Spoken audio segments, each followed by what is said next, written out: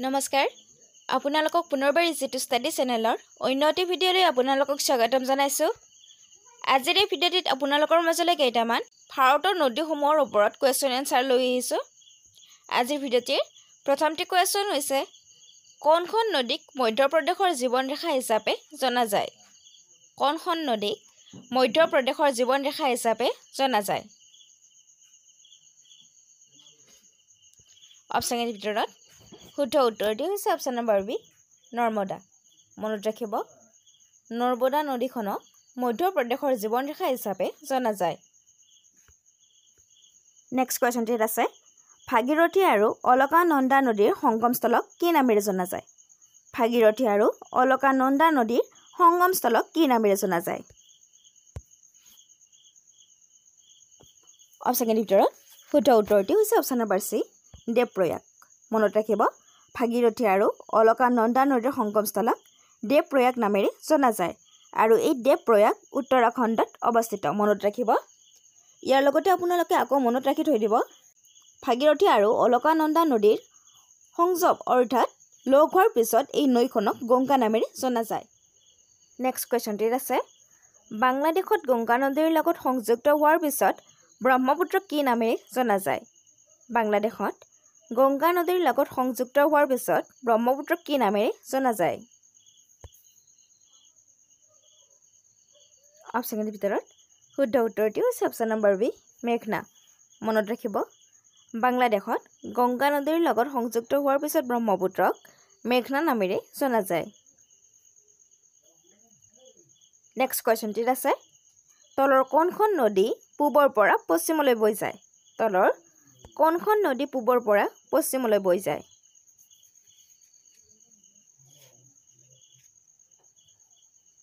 অপশ্যনৰ ভিতৰত শুদ্ধ উত্তৰটি হৈছে অপশ্যন নম্বৰ ডি, মাহী নদী। মনত ৰাখিব, মাহী নদীখন পূবৰ পৰা পশ্চিমলৈ বৈ যায়। নেক্সট কুৱেশ্যনটিত আছে নিম্নলিখিত কোনখন নদী বদ্ৰীনাথৰ মাজেৰে বৈ যায়? নিম্নলিখিত কোনখন নদী বদ্ৰীনাথৰ মাজেৰে বৈ যায়?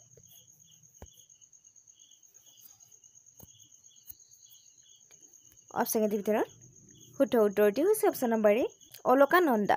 মনত ৰাখিব, অলকানন্দা নদীখন বদ্ৰীনাথৰ মাজেৰে বৈ যায়। নেক্সট কুৱেশ্যনটিত আছে নিম্নলিখিত কোনখন নদীৰ পাৰত আগ্ৰা চহৰ অৱস্থিত? অৰ্থাৎ আগ্ৰা চহৰ কোনখন নদীৰ পাৰত অৱস্থিত? অপশ্যনৰ ভিতৰত শুদ্ধ উত্তৰটি হৈছে অপশ্যন নম্বৰ এ, যমুনা। মনত ৰাখিব, যমুনা নদীৰ পাৰত আগ্ৰা চহৰখন অৱস্থিত।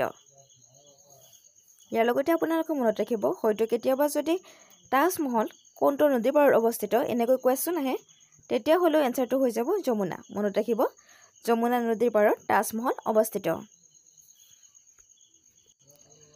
নেক্সট কুৱেশ্যনটিত আছে কোনখন নদীৰ পাৰত লক্ষ্ণৌ চহৰ অৱস্থিত? কোনখন নদীৰ পাৰত লক্ষ্ণৌ চহৰ অৱস্থিত?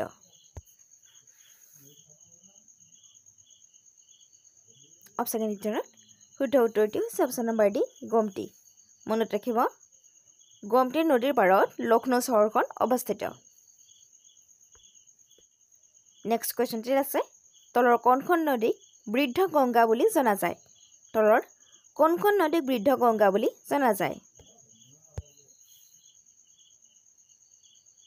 অপশ্যনৰ ভিতৰত শুদ্ধ উত্তৰটি হৈছে অপশ্যন নম্বৰ ডি, গোদাবৰী। মনত ৰাখিব, গোদাবৰী নৈখনক বৃদ্ধ গংগা বুলি জনা যায়। নেক্সট কুৱেশ্যনটিত আছে গংগা নদীৰ উৎপত্তি হৈছে দেশত, অৰ্থাৎ গংগা নদীৰ উৎপত্তি ক'ত হৈছে?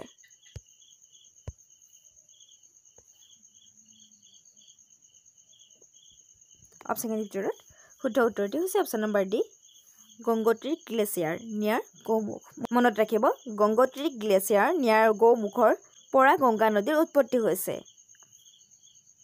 নেক্সট কুৱেশ্যনটিত আছে জনপ্ৰিয়ভাৱে বিহাৰৰ দুখ নামেৰে জনাজাত গংগা নদীৰ উপনৈ কোনখন? অপশ্যনৰ ভিতৰত শুদ্ধ উত্তৰটি হৈছে অপশ্যন নম্বৰ চি, কোচি। মনত ৰাখিব, কোচি নৈখনক বিহাৰৰ দুখ নামেৰে জনা যায় আৰু ইয়াৰ লগতে মনত ৰাখিব কোচি নৈখন হৈছে গংগা নদীৰ এখন উপনৈ।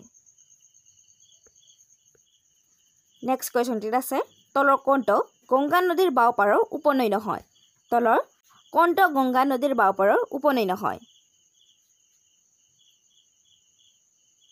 অপশ্যন ভিতৰত শুদ্ধ উত্তৰটি হৈছে অপশ্যন নম্বৰ ডি সোণ নদী মনত ৰাখিব সোণ নদীখন গংগা নদীৰ বাও পাৰৰ উপনৈ নহয় অপশ্যনত থকা আন তিনিখন কিন্তু গংগা নদীৰ বাও পাৰৰ উপনৈ কিন্তু সোণ নদী গংগা নদীৰ সোঁ পাৰৰ উপনৈ ইয়াৰ লগতে আপোনালোকে মনত ৰাখিব গংগা নদীৰ প্ৰধানকৈ দুখন সোঁফালৰ উপনৈ আছে এখন হৈছে সোণ নদী আৰু আনখন হৈছে যমুনা কিন্তু আপোনালোকে মনত ৰাখিব যমুনা নদী কিছুমান আকৌ উপনৈ আছে যিসমূহক আমি গংগা নদীৰ সোঁ পাৰৰ উপনৈ বুলিও কওঁ নেক্সট কুৱেশ্যনটি আছে ভাৰতৰ সৰ্বোচ্চ মথাউৰি তেৰদিন কোনখন নদীত অৱস্থিত ভাৰতৰ সৰ্বোচ্চ মথাউৰি তেৰদিন কোনখন নদীত অৱস্থিত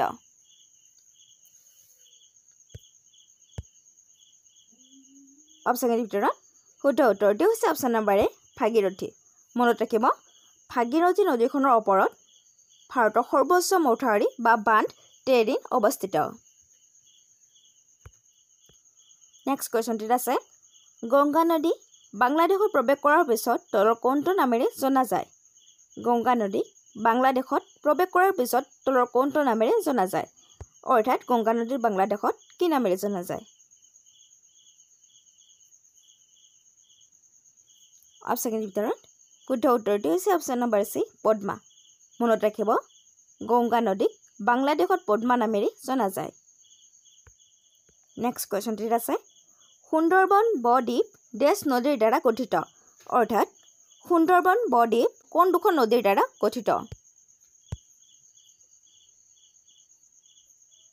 অপশ্যনৰ ভিতৰত শুদ্ধ উত্তৰটি হৈছে option number D Ganga and Brahmaputra মনত ৰাখিব সুন্দৰবন বদ্বীপ গংগা আৰু ব্ৰহ্মপুত্ৰ নদীৰ দ্বাৰা গঠিত নেক্সট কুৱেশ্যনটিত আছে তলৰ কোনখন নদীৰ পাৰত বদ্ৰীনাথৰ বিখ্যাত মন্দিৰ অৱস্থিত অৰ্থাৎ তলৰ কোনখন নদীৰ পাৰত বদ্ৰীনাথ মন্দিৰ অৱস্থিত অপশ্যনৰ ভিতৰত শুদ্ধ উত্তৰটি হৈছে অপশ্যন নম্বৰ ডি অলকানন্দা মনত ৰাখিব অলকানন্দা নদীৰ পাৰত বদ্ৰীনাথ মন্দিৰটো অৱস্থিত নেক্সট কুৱেশ্যনটিত আছে যমুনা আৰু সোণ নদীৰ মাজত কোনটো পৰ্বত শ্ৰেণীয়ে বিভাজনৰ কাম কৰে অৰ্থাৎ যমুনা আৰু সোণ নদীৰ মাজত কোনখন পৰ্বত শ্ৰেণী আছে অপশ্যনৰ ভিতৰত শুদ্ধ উত্তৰটি হৈছে অপশ্যন নম্বৰ চি কাইমুৰ মনত ৰাখিব যমুনা আৰু সোণ নদীৰ মাজত কাইমুৰ পৰ্বত শ্ৰেণী আছে নেক্সট কুৱেশ্যনটিত আছে হিন্দুৰ আটাইতকৈ দীঘল উপনৈ কোনখন হিন্দুৰ আটাইতকৈ দীঘল উপনৈ কোনখন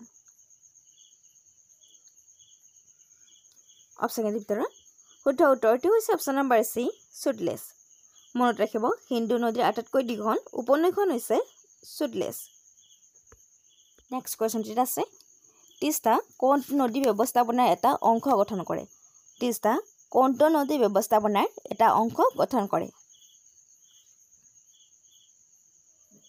অপশ্যনৰ ভিতৰত শুদ্ধ উত্তৰটি হৈছে অপশ্যন নম্বৰ ডি ব্ৰহ্মপুত্ৰ মনত ৰাখিব তিষ্টা নদী ব্ৰহ্মপুত্ৰ নদীৰ এটা ব্যৱস্থাপনা অংশগ্ৰহণ কৰে নেক্সট কুৱেশ্যনটিত আছে ভাৰতত প্ৰৱেশ কৰাৰ আগতে চাংপো নদীয়ে কাৰ মাজেৰে বৈ গৈছে অপশ্যনৰ ভিতৰত শুদ্ধ উত্তৰটি হৈছে অপশ্যন নম্বৰ চি তিব্বত মনত ৰাখিব ভাৰতত প্ৰৱেশ কৰাৰ আগতে চাংপো নদী তিব্বতৰ মাজেৰে বৈ আহিছে নেক্সট কুৱেশ্যনটিত আছে তলৰ কোনখন নদীক বৃদ্ধ গংগা বুলি জনা যায় তলৰ কোনখন নদীক বৃদ্ধ গংগা নামেৰে জনা যায় অপশ্যনৰ ভিতৰত শুদ্ধ উত্তৰটি হৈছে অপশ্যন নম্বৰ এ গোদাবৰী মনত ৰাখিব গোদাবৰী নৈখনক বা নদীখনক বৃদ্ধ গংগা নামেৰে জনা যায়